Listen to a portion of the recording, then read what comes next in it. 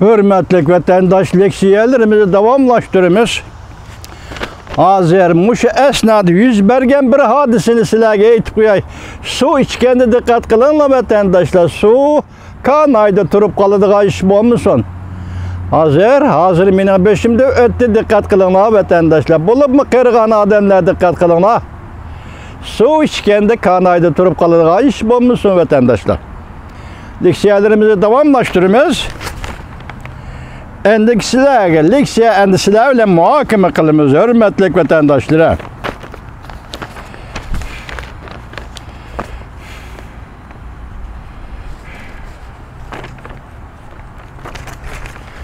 Bugünkü islahış kemen 20. yıl 8. ayının 18.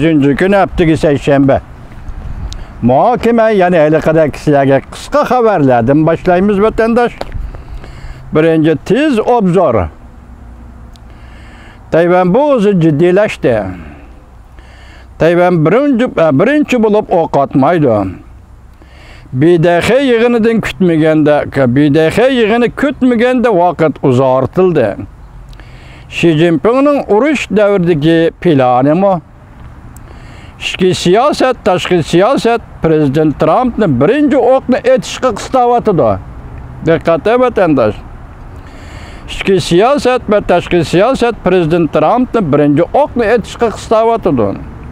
8. ayının 17. günü YouTube. Gobavşın.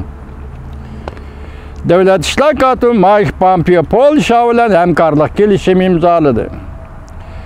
Rusya Germanya'ya zerbe verdi. Bir vasıtı Cungo Maya'ya gelişim imzaladı. Rusya ve Germanya'ya zerbe verdi. Zerbe verdi. Bir vasıtı Cungo Kompartiyası'na karıtıldı tık uçu. Gene başka söz çöçekler rasmıda Prezident Trump Komünistik Parti'ye karşı uğurlaştırış vaziyetini tamamlap oldu. 8. ayının 16. günü Canfonşika YouTube. Cungo Amerika sohbeti çeksiz geciktirildi. Yakındaki sohbet 15. gündeki sohbet çeksiz geciktirildi. Prezident Trump'ın eldirayı örleşke sayılamdaki eldirayı Prezident Trump'ın örleşke başladı. Devlet küçüğe uğraşı kadem Cungo kıstap gelmekte. Halkalık payt 8. ayının 17. günü. Sodiger, Prezident Trump'ın deydi o Sodiger. Prezident Trump soğudu uğraşını eğizge olmaydıgan oldu. Cungo'nu boğup taşlaydıgan oldu.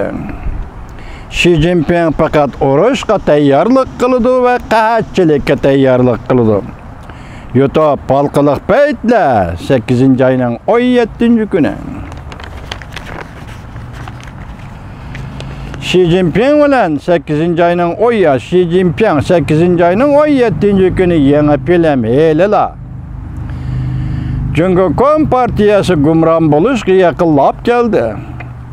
Cungo'da zor kalaymakançılık çıkıdı.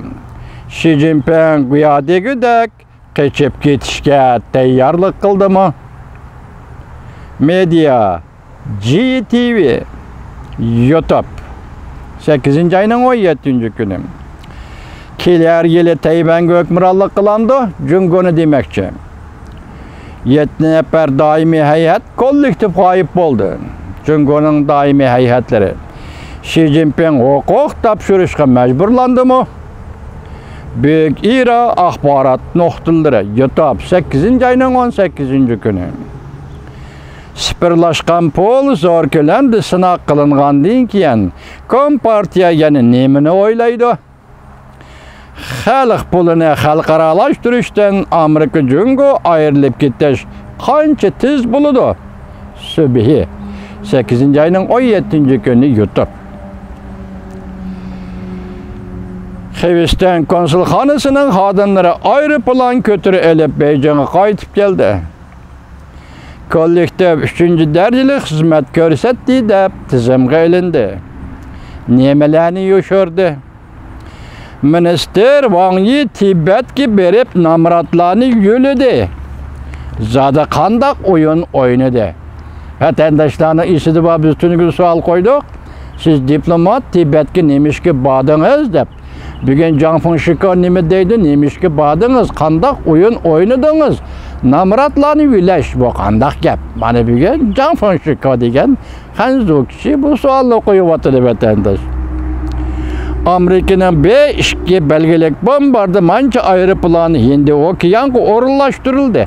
Zaten emi eş kılıdı. 8. ayının 18. günü Zhang Fengshiko yutup.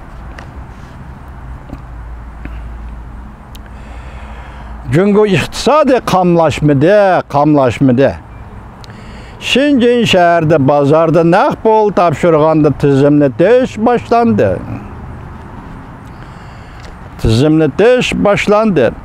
İktisadi mazgap yemirleşten aldığınki alametleri pul siyaseti.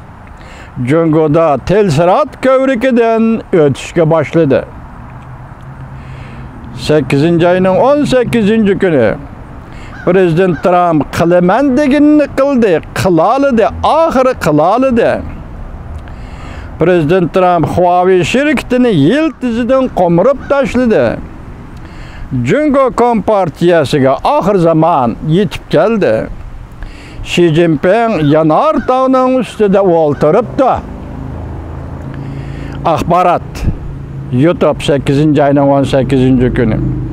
Akbarat yani şu torbite 8. ayının 18. gün tuyuksuz yetip gelgen haber. Xi Jinping yumuşap ketsi mi yaramaydı. Faydası yok.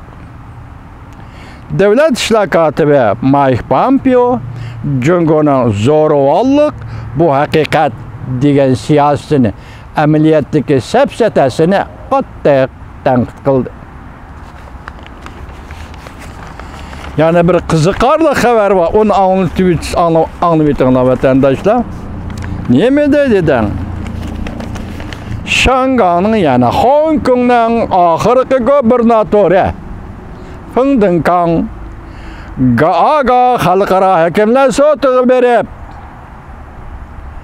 Şangay'ın Hong Kong'ni Angliyaga qaytırıp berişini talep kıldı. Yani bir anlayıtına hürmetlik vatandaş.